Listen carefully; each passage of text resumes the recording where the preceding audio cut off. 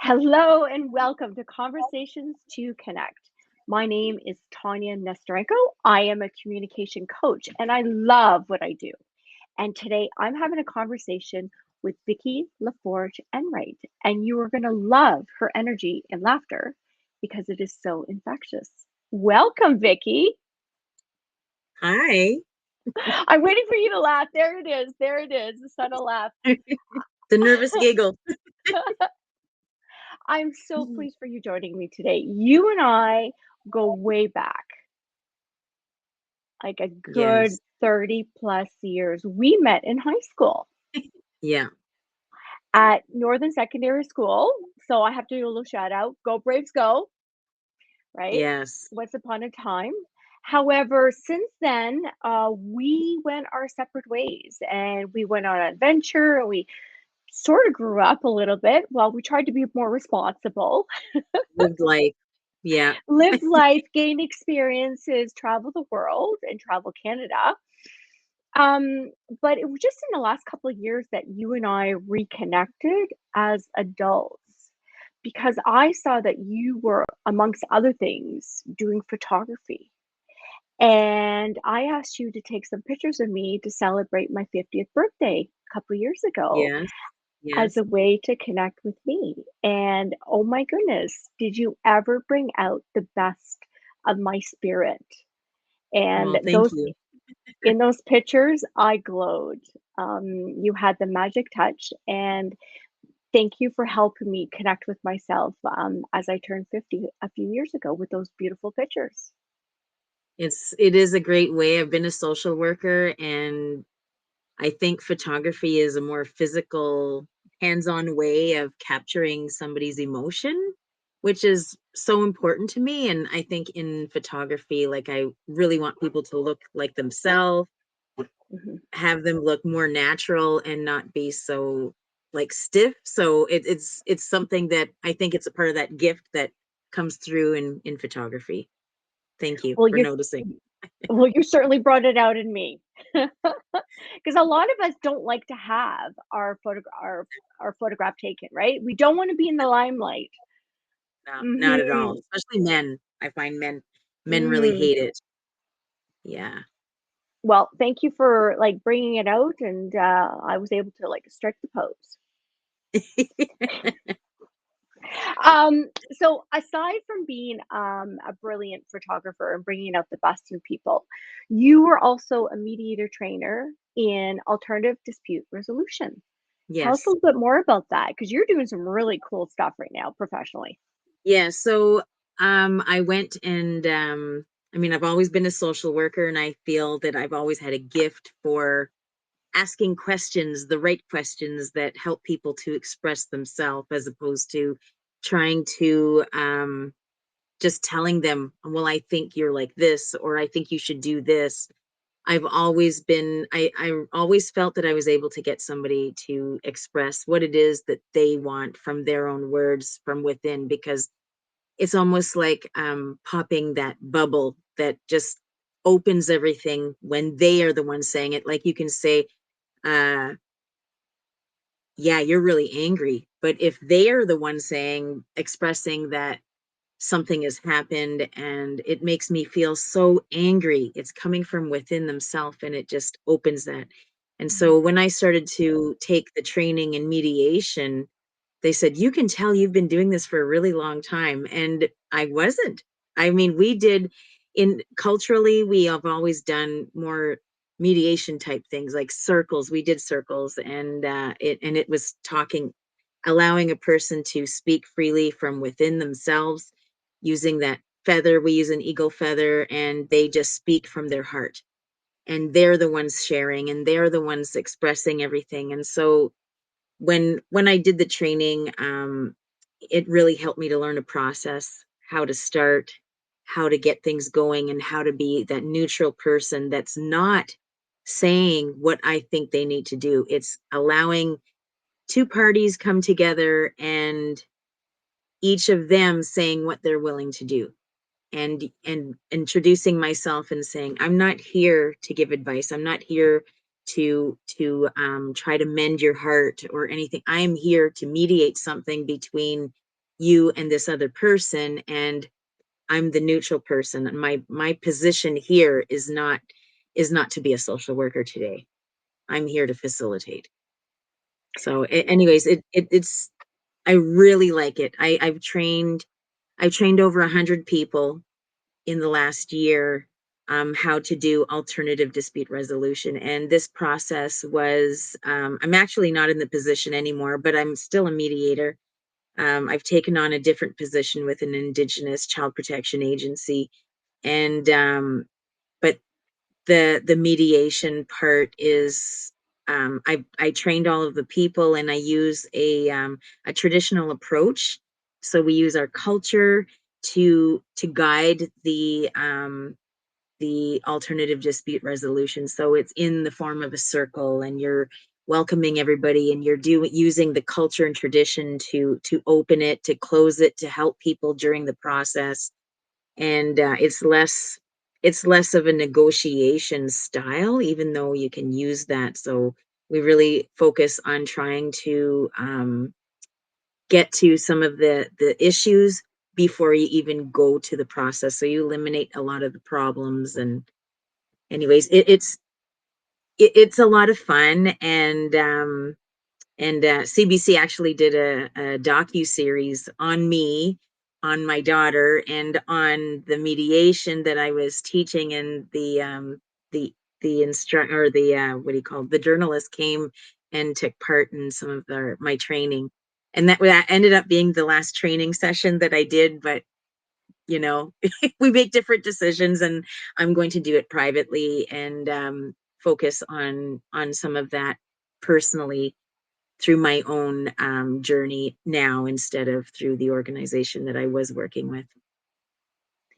So what I'm hearing is that what you explained was very similar to what I experienced when you took my photographs, was that you created this space to allow me to emerge, to allow my presence, my energy, whatever that was looking like, whether it was nervous or whether it was frustration or whether it was happiness or joy, but you allowed that safe space to allow these emotions to come out so I could actually show up as my best self and express that, whether it was verbally and non-verbally, pardon me, verbally or non-verbally. And it sounds like you were do exactly the same thing as in your I think it's alternative my dispute approach. resolution. I really think, like, I've heard people say I have a very calm demeanor. I mean, I think I'm very impatient and all these different things, but when I'm working with people in whatever capacity, I step back and allow things to happen.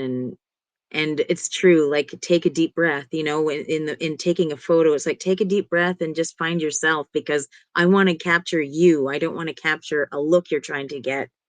I want to Mhm, be able to show somebody about who they really are. So when they look at the photo, they're not like, oh, well, doesn't even look like me. And I do photos like that. I mean, everybody requests them, and you can do a photo shoot and wear a different outfit and be somebody different. And we love doing that. Everybody does, the more acting type of thing, or if they're a model, if they're, you want to portray mhm. something different. And but yeah, being comfortable and confident in yourself, and that comes with, you know, taking a step back and helping them to be confident, helping them to feel good, letting them know what looks good, and being honest.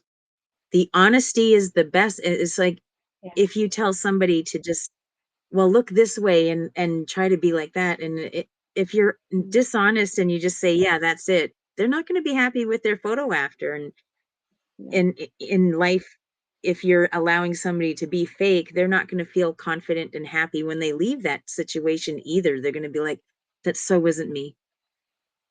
So it's really important to be honest, and look at somebody and say, you know what, that's what I just captured right there is you. I feel that that's your best self. So that what I'm hearing is that that's your superpower, right? You I you think create so. a space to allow people to connect with themselves or and which allows them to connect with other people in order to Yes. figure out whatever they need to figure out or bring up the best selves to come to a resolution, to come to those, Mhm. whether it is we're now in agreement about a custody or I now have these wonderful photos of myself. Yeah. Yes. So you've been doing this your whole life. This is who you are authentically. You're Mhm. helping people connect with themselves and connect with others. But I also know that you're on a journey of investing in yourself and connecting with yourself. Tell us a Yes. little bit about that. You know, I was living in Ottawa for a very long time. I adopted my daughter, COVID hit, and everything turned upside down. Suddenly, I was feeling trapped in the city, and I was in a fairly new relationship, and something happened. Actually, we went together to the water. We went to the canal in Ottawa, and we put a little plate of food, and we put tobacco, and I said, and my husband, we got married this past summer, but at the time I said, I want you to hold this tobacco and think about everything you want in life. Because I think we were both questioning, like his job had shut down. I wasn't working. We're like, what the heck? What's going on here? We're afraid to go to the grocery store and there's no more toilet paper anywhere. It was terrifying. And so we put the tobacco in, and I'm telling you that it's almost like doing a vision board. Within a week or two, he said, let's move to your community. And I had no house here. I said, I don't know. I don't know, John. Like, I think we should at least go for a ride and look at it with that lens. Like, what would it be like to move home? And And where's home he's for you? Nipissing First Nation. Yeah. So from Ottawa, we came to Nipissing, and he said, yes, I think we can take money and build something here and make a rustic cabin. And I was so adventurous and excited to get out of the city, and my property is right at the lake. It's been sitting here waiting for me all these years. And so we came, it was full of bush. I mean, we could barely even drive into the property. And you know what? We bought a trailer and we lived in it for the summer, and he started to build something, and we stayed with my brother. And it's 4 years later. We started out in the room that I'm in right now. We actually put plastic everywhere, and we had the wood stove. You could see the wood stove in the back. And we basically stayed in this one room, and my daughter stayed with my brother. He has a very small place. And we just did one day at a time. And and here we are. We didn't have hydro. We didn't have anything. We had just the wood stove and a generator. And even the batteries, we had to go and charge them at somebody's house, and he'd come here and use the tools, and built everything from a battery operated machinery. And since then, we've cleared all of the property. We do have hydro now, and they just put in Bell 5. I mean, I don't have running water. I don't have I don't have everything. I have hydro and internet. I'm lucky.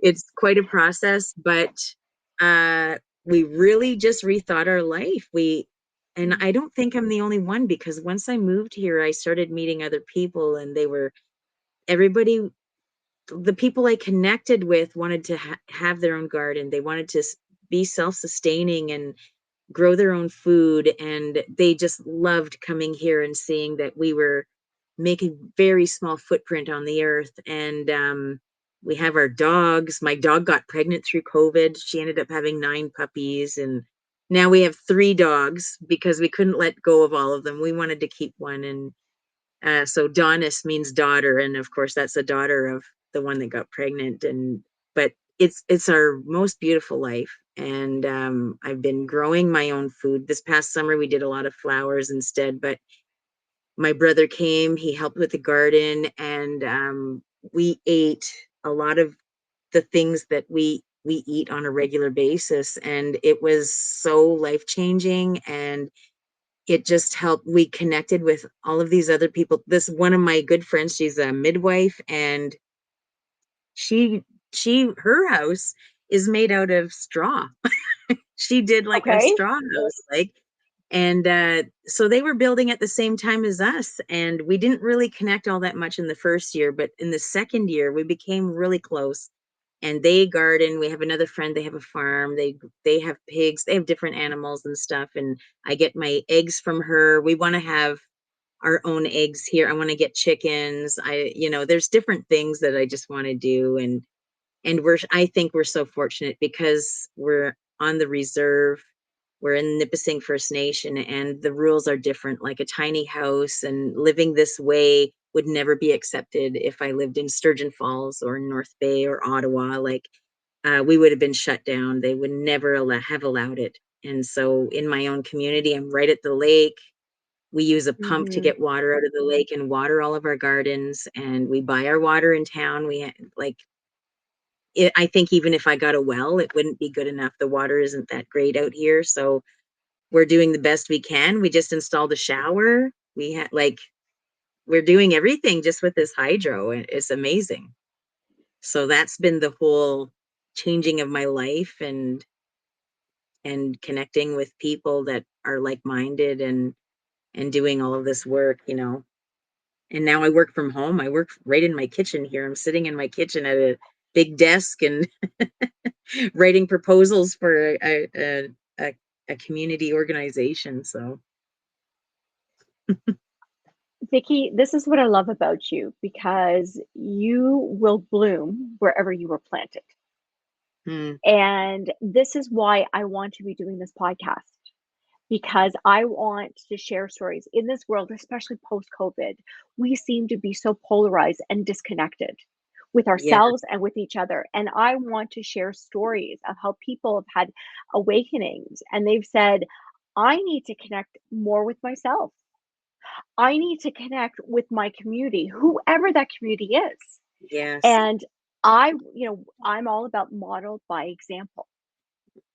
So, I think what that's true. And I have family members and friends who have gotten in touch with me who are having these huge changes, and they're like, I want to change. I want to do something different. I don't want to be there. I don't want to be doing this anymore. And I'm seeing, like, it's almost like we have a teaching about the right now we're in hibernation, or we should be. The winter is supposed to be hibernation, and the teaching within ourselves is about being like the bear, and you hibernate through the winter, and then in the spring it's almost like all of your issues come to the surface, and you come out of your hibernation, and then you release all of that. It's almost like you work on yourself through the winter, and then in the spring you let yourself bloom into this new mm, person after the last year. It's almost like a rebirth every spring. And people are getting in touch with me and just saying all of these different things that how can I do this? How can I change my career? How can, I think that there's so many people that were affected and had to go within. mm, It's like they were hibernating through COVID for those 3 years, and they're coming out. It's like a rebirth. I think people are having rebirths right now. That's that's what I, what that's a wonderful way of putting it. And I love that analogy, the yeah. symbolism of, hibernating and sorting out this and sorting out that and everything that we want to sort out and do a Yeah. good dusting and a cleaning, right? Yes, exactly. And then once comes spring, you emerge and let it go. And so, what has been the impact on your life, on yourself, making these big changes in your life? Well, I mean, I'm not the same person I was. I was such a city girl, and I love shopping and being in the city and going out to the Mm, restaurant. Now I'm eating almost like a lot of times I'm practically vegan, and I like just love the vegetables. I love finding ways, like I find recipes where I'm not using flour anymore. I'm using sweet potato to make a little loaf, and different things like that. I'm eating completely different. That's one. And trying to raise my daughter to be more health conscious, and making healthier decisions. Um, I'm I was When COVID hit, I was probably at my best physical shape. I trained for triathlon, and COVID really had an impact in a negative way with that. I'm 30 pounds heavier. I didn't train as hard. And then, with my age, I hit menopause and everything is kind of spiraled, but that's the journey I'm on right now is I maintain, but Mhm. I'm not at that super athletic ability that I was at when COVID hit. And so that's one of the goals that I have is to get back to that. And this is the new me. It seems that we change all the time. And I'm learning a lot about myself as a woman and trying to figure that out. how do how do I be what I want to be when my body's Mhm. saying, no, you're going to do this Mhm. right now, or you're going to have to suffer through this right now. And, it's a different, that's a whole different thing. Mhm. But, I don't even know what to say about it. It's mind boggling how I'm dealing with my own health issues, and getting that energy that I had and, doing an Olympic distance triathlon took everything out of me. It's a 5-hour race Mhm. basically. And wow, I can barely get through 2 hours. Well, I can do 2 hours at the gym, it'll take 2 years to get back to that. If I can even get that far, like that part's disappointing but I'm not giving up. I'm at the gym 3 to 4 times a week right now. I'd love to be there 5 and 6, but maybe I'm not Oh, meant to anymore. Who knows? well, whatever it is, whatever your goal you have, athletic goal, I know you're gonna reach it, because that's one thing Yeah. about you, Vicky, you're determined. Yeah. Oh yeah. We may we may I have to adjust our goals as we get older because our mind says, "Yeah, let's do it." And our body goes, "Yeah, no, I don't think so. Not right now. Not I've right seen now." 60, 70-year-olds, but I think it's a bump. You know Yeah. what I mean? Like I think it is hitting menopause and having, such a drastic change within myself physically. It'll balance out. And I've been researching it and trying to figure myself out. And that's what it says. It's like, well, we change and we're in that process of change, but it eventually um lessons, and then you reemerge again. We become somebody different, and then things just level out and we're at the best that this is the saying, actually, in our culture. They say you are becoming the woman you were always meant to be. And I Mm. always remember that because it's like we're in this journey, learning things, learning, and going through different things in life. And then as women, we become something different. And that's what they say is after menopause, you are the woman you were always meant to be. That's what they Can say. May I make a comment? Because just because I know you, Yeah. at what point in time you said when you moved from Ottawa to Nipissing, you were a new person, and knowing you, rather than seeing you as a new person, I'm just seeing you as like the next version of yourself, a better version of yourself, rather than a new Yes. person. Like New and you were improved. always exactly, because For you were sure. always a fantastic person, but because of you deciding to come home and connect with your community and listen Yeah. to what your souls, you and John's souls, by the way, I know John. I was MC at your wedding. Beautiful wedding, by the way. Yeah. Um, so I find you to be a lot more grounded, and I Yes, I feel that agree. and Hmm. that because of that groundedness, you could listen to yourself and you're allowed to be vulnerable, to allow that better self to continue to emerge.